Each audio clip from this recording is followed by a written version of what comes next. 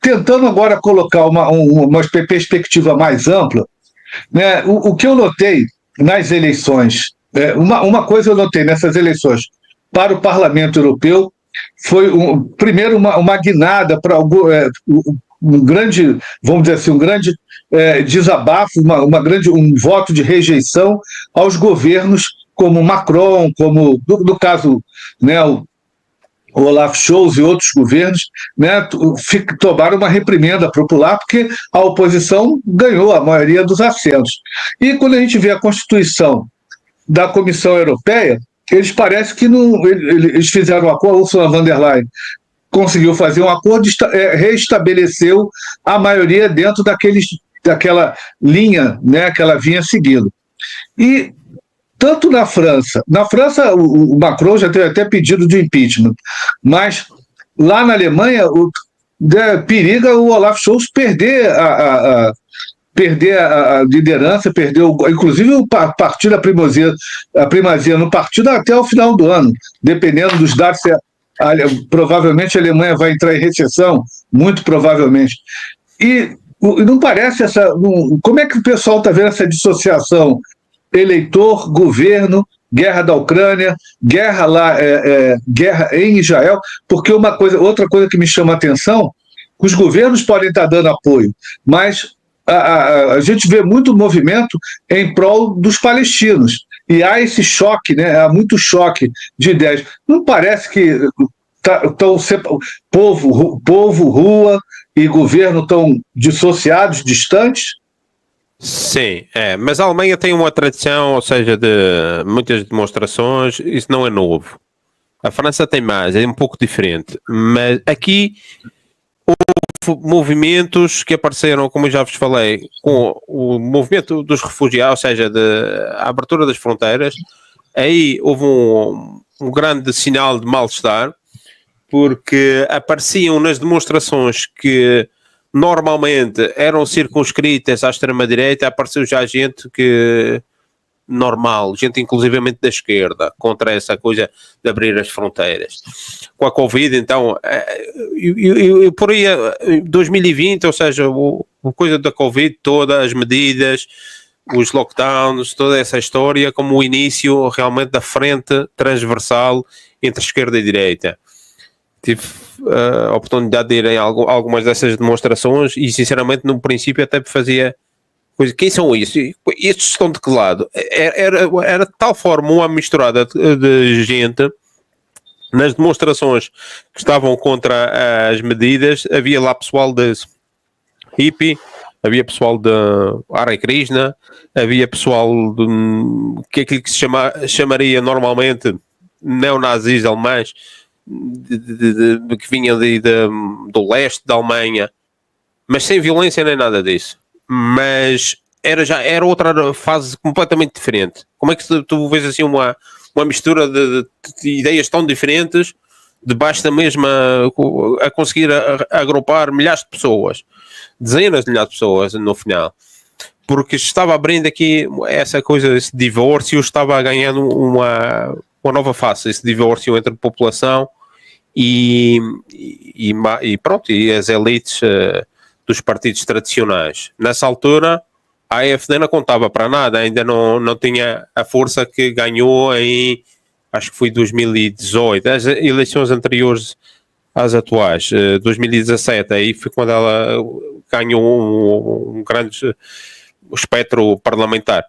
Mas antes estava circunscrito a 5 partidos, ou seja, SPD e CSU, está claro, a CD e o CSU, que é o centro-direita e o centro-esquerda, mais liberais e verdes e a esquerda, de Linca, que já era quase residual, mas depois apareceu a AfD e agora aparece o BSV, e então temos 7 grandes partidos. Ou seja, isto aqui fica tudo muito interessante do ponto de vista analítico, mas do ponto de vista prático vamos lá ver o que é que isto vai nos dar, porque para a estabilidade do país isto vai causar muito bailarico de um lado para o outro, de coligações e de quem pode governar. Já está a ver a nível estadual em alguns estados, e isto agora vai se tornar federal. Vamos ver para o ano é que vamos ver isso. Daqui a um ano há eleições, em outubro.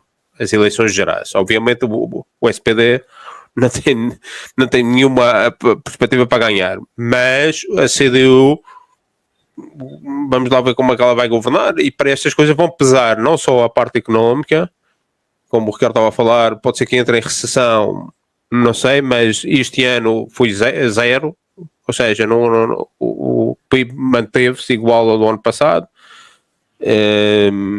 O ano passado também já tinha estado quase negativo. Os prognósticos é que suba para o ano, suba 1 ou 2%, mas não é nada claro. A inflação também agora baixou um pouco, mas tinha aumentado bastante na altura há 2 anos. Mas vamos ver isso também, porque o peso da energia é que quando estes tipos do governo decidiram cortar com a energia da Rússia e sancionar o maior fornecedor de energia barata ao país, vieram também com a proposta de o Estado pagar, dar uma ajuda às pessoas e às empresas, e isso foi foi uma injeção de milhares de milhões de euros, mas que exatamente tinham isso, 2 anos, mais ou menos, de validade. A partir de agora não vai haver isso. Vamos pagar a energia como ela é. Se a energia subiu 6% mais ou menos, em alguns casos subiu até mais de 30%. E para a indústria intensiva isto representa muito, ou seja, isto representou a falência de várias empresas, de grandes empresas, e a deslocalização dessas que estavam a falar, da Volkswagen, Siemens, essas grandes que deslocalizam, tanto seja para os Estados Unidos, como para a China, como pode ser também para o Brasil na parte automóvel. E claro, isto são postos de trabalho, ou seja, isto aqui não há nenhuma credencial que nos diga isto vai para o bom caminho. Infelizmente as perspectivas são péssimas. E então, com todos estes partidos agora aparecerem, bem, entretanto também os liberais acabam por quase desaparecer, e é interessante ver também, e aqui que eu acho que é um problema, e que pode ser um problema grave do ponto de vista da identidade nacional alemã e daquilo tudo que representa a Alemanha. É uma cisão entre o leste e o oeste da Alemanha. Da percepção das pessoas. É diferente. Eu, por exemplo, vivo no leste.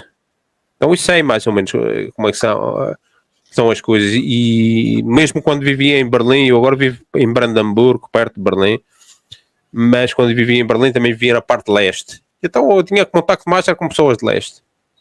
Pessoas assim um pouco mais velhas do que eu, mais ou menos da vossa idade, que fizeram a tropa na RDA, e eu notava que havia uma diferença entre os do oeste e do leste, e sei que as conversas entre eles e tal, quando falam dos do oeste, é com uma diferenciação, não há racismo nem nada disso, mas há uma diferenciação, porque há uma percepção, uma mundividência, uma cosmovisão das coisas que é diferente. Isso ficou claro agora, ficou bastante manifesto com a votação nestas eleições todas do leste, que votaram tudo à AfD, 30%, não é? Os 30%, agora também a BSV, a Aliança Sarah Wagner, também aumentou, ou seja, foi as primeiras eleições, mas chegou a ter 12%.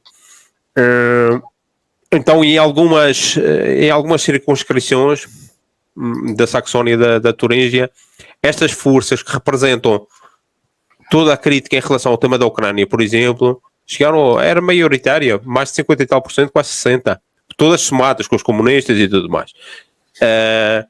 Então isto vai pesar na política nacional, na federal, quando for as eleições daqui a um ano.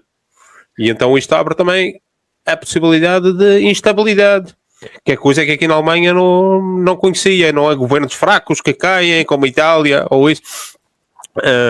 Pode ser que venha a passar isso por causa desta multiplicidade de ideias, desdobrou-se a política, tornou-se mais prolífica, mas também